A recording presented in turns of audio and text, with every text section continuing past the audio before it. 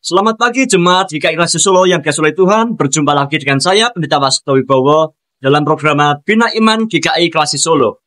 Saat ini saya tidak berada di rumah atau studio, tapi berada di rumah Joglo Rahayu Kemuning. Dan di belakang saya ada sungai yang grojok gitu ya, sehingga suaranya mungkin agak kurang jelas bagi saudara-saudara sekalian.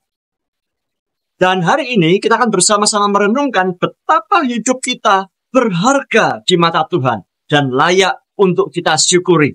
Sebelum itu marilah kita bersama-sama berdoa. Bapa kami yang di surga, pada pagi hari ini ya Tuhan, kami bersyukur padamu atas hari baik, hari baru yang Tuhan ciptakan untuk kami nikmati.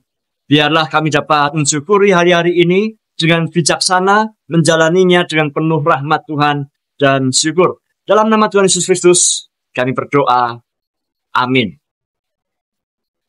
Berdasarkan data statistik Fintech Lending, Otoritas Jasa Keuangan per Juni 2023, tercatat nilai pinjaman masyarakat Indonesia ke pinjaman online atau pinjol telah mencapai lebih dari 47 triliun.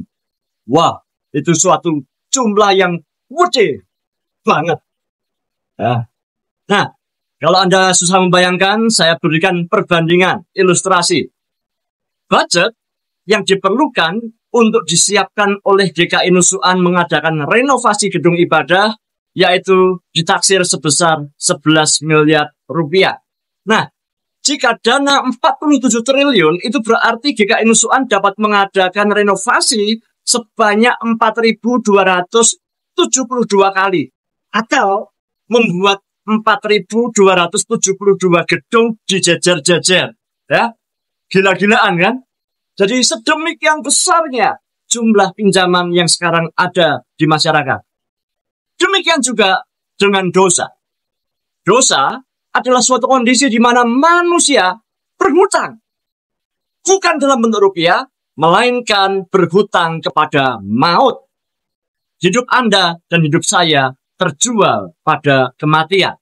Segala tingkah pikir kita cenderung destruktif, merusak, dan korup. Menjauh dari Sang Bapa, Sang Sumber Kasih dan Kehidupan. Hanya saja, kondisi ini jarang kita sadari. Semasa hidup, kita berdosa dan berdosa lagi tanpa terasa kita ulangi hingga maut menjerat dan memisahkan kita dari kehidupan.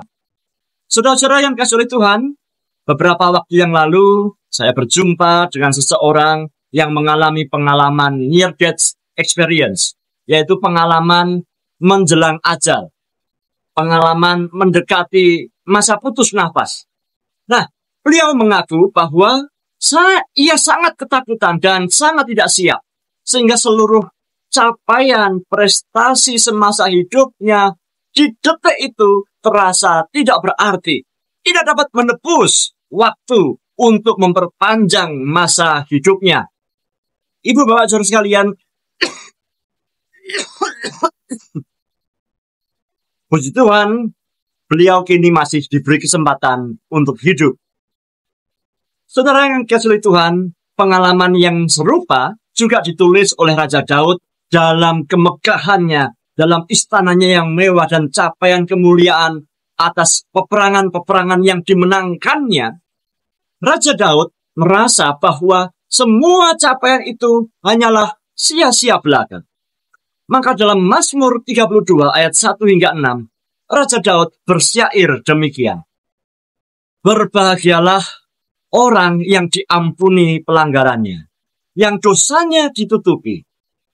Berbahagialah manusia yang kesalahannya tidak diperhitungkan Tuhan, dan yang tidak berjiwa penipu. Selama aku berdiam diri, tulang-tulangku menjadi lesu, karena aku mengeluh sepanjang hari. Sebab siang, malam, tanganmu menekan aku dengan berat. Sumsumku menjadi kering, seperti oleh teriknya musim panas. Dosaku, ku beritahukan kepadamu, dan kesalahanku tidaklah kusembunyikan. Aku berkata, aku akan mengaku kepada Tuhan pelanggaran-pelanggaranku, dan Engkau mengampuni kesalahan karena dosaku. Sebab itu, hendaklah tiap orang saleh berdoa kepadamu selagi engkau dapat ditemui. Sesungguhnya, pada waktu banjir besar terjadi, itu tidak melandanya. Ibu bapak saudara sekalian, semoga renungan hari ini juga dapat membuat kita semakin menghargai hidup dan pengampunan Tuhan. Selagi kita masih diberi nafas, selagi kita masih ada kesempatan, berbaliklah kepada Tuhan dari segala dosa kita. Tuhan sudah membayar mahal hutang hidup Anda. Jadi, manfaatkanlah hidup Anda dengan sebaik-baiknya untuk tidak diperbudak kembali oleh dosa. Tuhan memberkati.